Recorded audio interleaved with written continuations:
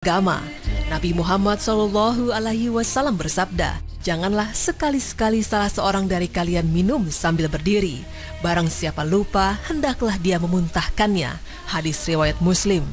Dari Anas dan Qatadah, Rasulullah SAW bersabda, "Sesungguhnya beliau melarang seseorang minum sambil berdiri."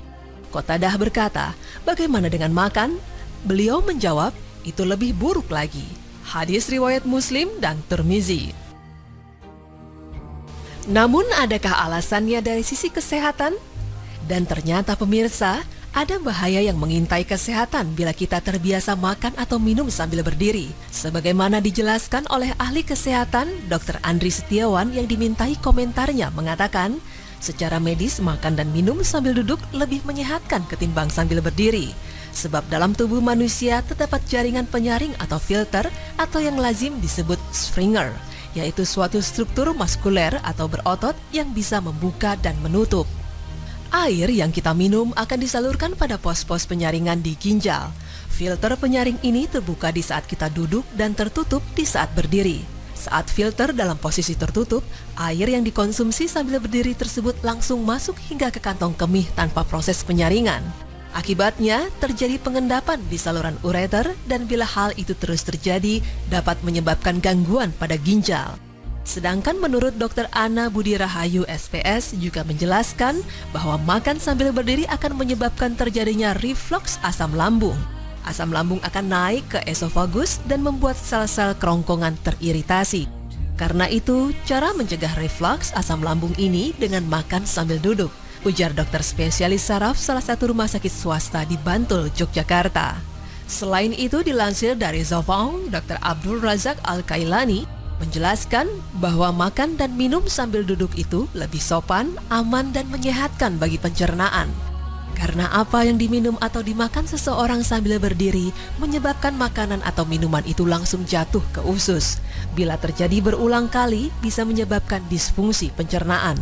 Dan para dokter melihat bahwa luka pada lambung 95% terjadi pada tempat-tempat yang biasa berbenturan dengan makanan atau minuman yang masuk.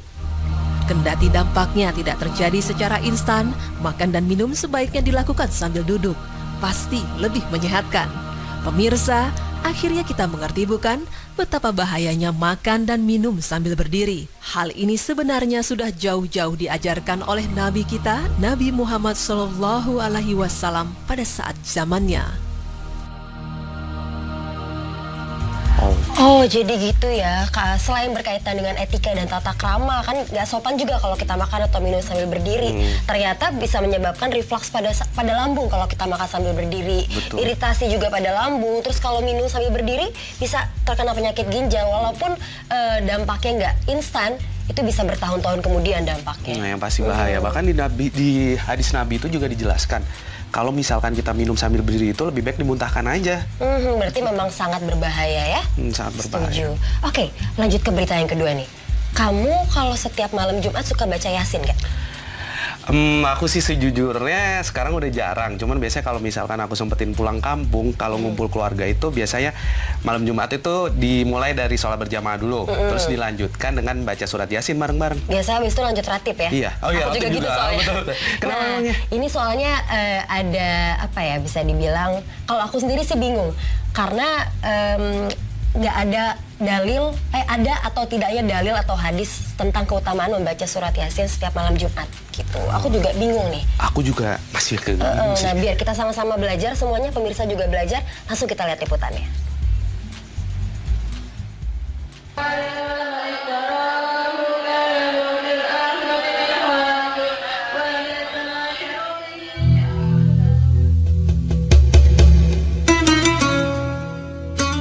Pemirsa, membaca surat Yasin di malam Jumat merupakan hal yang sering kita temui dalam masyarakat Indonesia.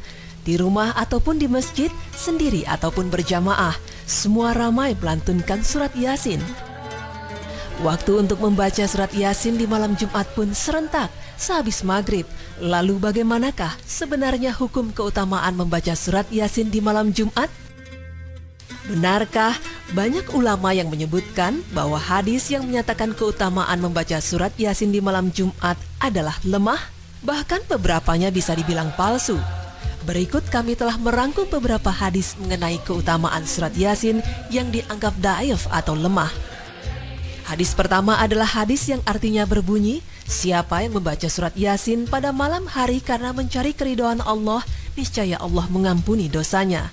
Hadis ini adalah lemah, diriwayatkan oleh Tabrani dalam kitabnya Ma'jamul Aushah dan Asyahir dari Abu Hurairah, tetapi dalam sanadnya ada rawi Aglab bin Tamim.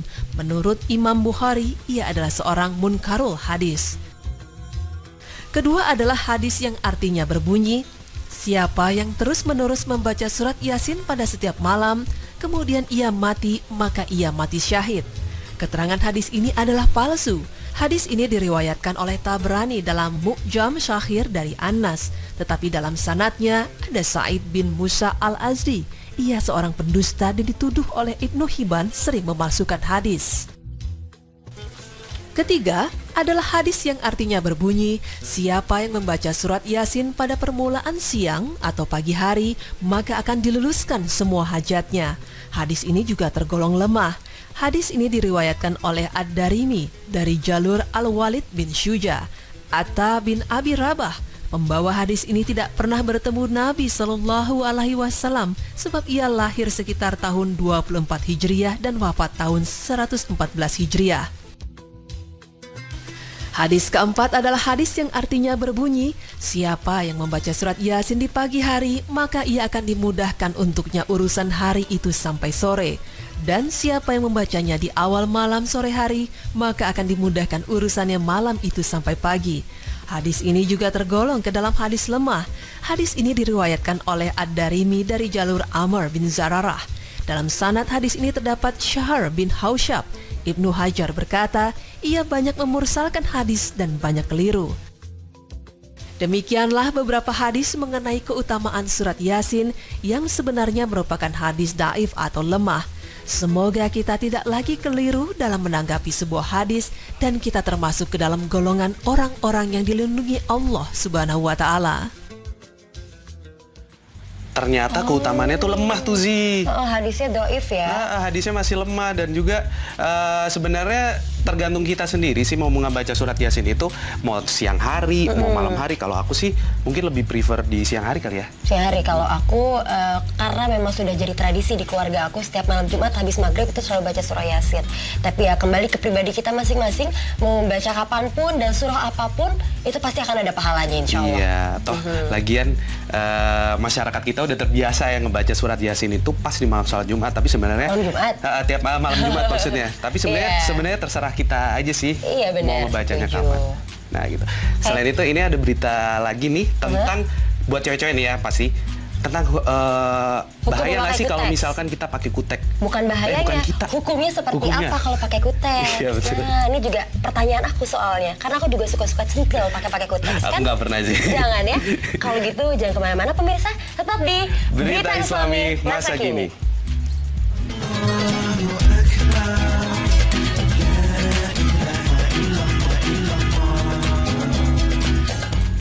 Nah, Za, jadi gimana nih? Sebenarnya boleh atau nggak pakai kuteks? Karena kalau aku biasanya kalau lagi haid, lagi nggak sholat, aku suka pakai kuteks gitu. Sebenarnya gini ya Zia, kalau misalkan untuk wanita-wanita kalau lagi berhalangan ataupun enggak, sebenarnya nggak boleh pakai kutek karena selain dilarang sama agama kita, itu juga menyerupai seperti wanita kafir. Oh gitu. Terus ada bahaya lain nggak buat kita selain memang dilarang kan? Oh, pastinya ada dampak-dampak negatif kalau buat wanita-wanita Islam memakai kuteks. Apa tuh? Mendingan kita langsung lihat aja jawabannya.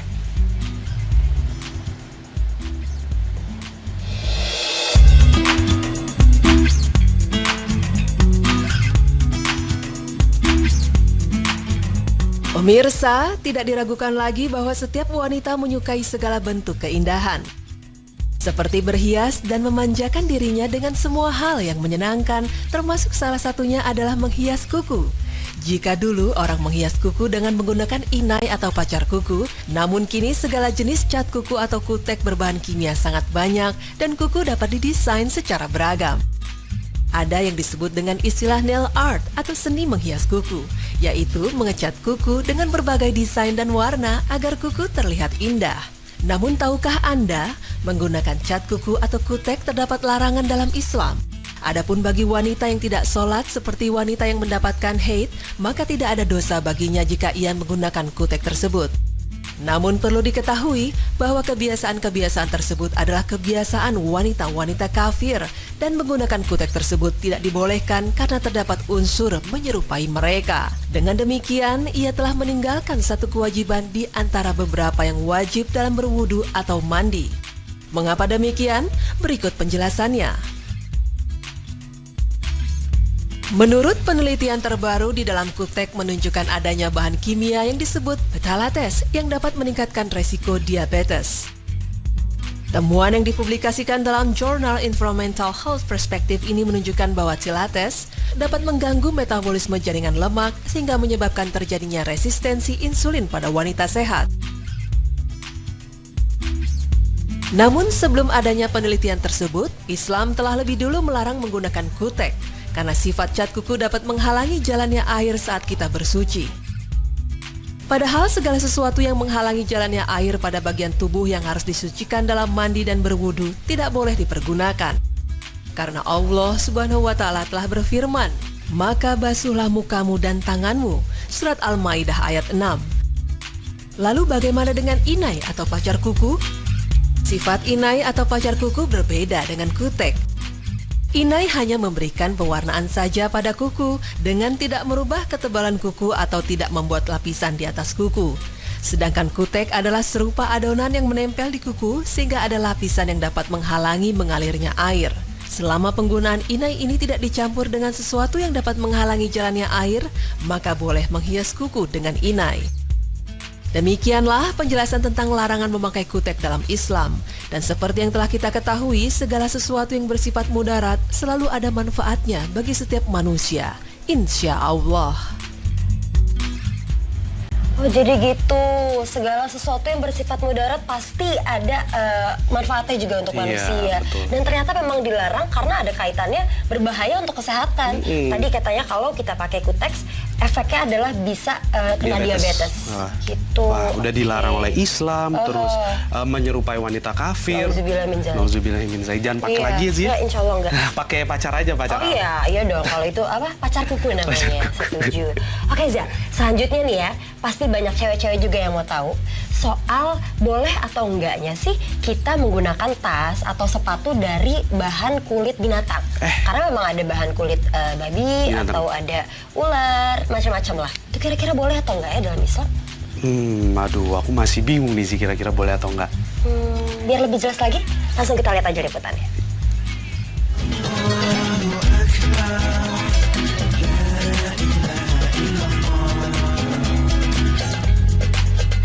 Cinta adalah anugerah. Cakep. Tapi ayam akan kelaparan.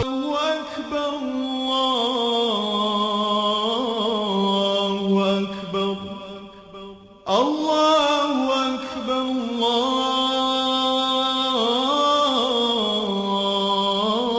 Akbar. Ashhadu an la ilaha illallah. أشهد أن لا إله إلا الله أشهد أن محمدا رسول الله أشهد أن محمدا رسول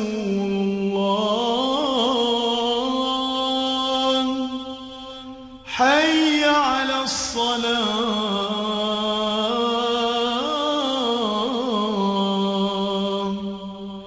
حي على الصلاة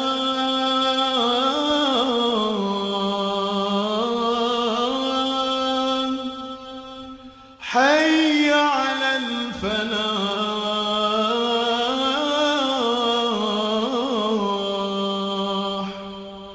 حي على الفلاح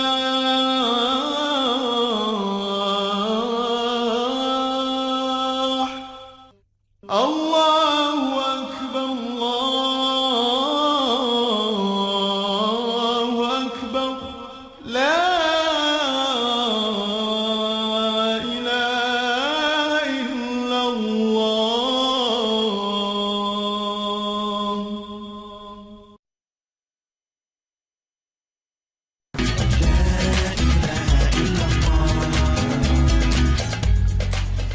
Selamat menunaikan ibadah sholat maghrib pemirsa. Insya Allah abis ini kita menyusul. Insya Allah. Zi, Ya. ngomong-ngomong yang tadi nih Zi ya, kamu tadi kan nanya sama aku hukumnya apa buat orang-orang yang memakai tas dari kulit binatang. Ya, terutama binatang babi. Ya, tapi kalau menurut aku sih Zi, sah-sah aja kan itu, maksudnya itu wajar-wajar aja karena aku sendiri aku punya tuh tas yang dari kulit binatang dan menurut aku wajar-wajar aja. Binatang babi. Jadi menurut kamu itu nggak masalah? Ya nggak masalah kan, yang penting nggak kita makan. Tapi kan babi itu memang sudah diharamkan. Najis, kita pegang aja pun ya emang udah nggak boleh. Masa ya sekarang dipakai buat tas? Iya, tapi kan sekarang ini bentuknya dalam bentuk tas dan itu mungkin udah bersih. Menurut aku sih wajar-wajar aja sih, maksudnya. Kalau menurut aku sih itu tetap haram ya, tetap najis dan nggak boleh. Ya terus gimana dong? Ah udah deh, daripada kita sama-sama nggak jelas ya, dan pemirsa juga ikut bingung, mendingan biar kita lebih tahu lebih banyak lagi, langsung aja kita lihat liputan berikut ini.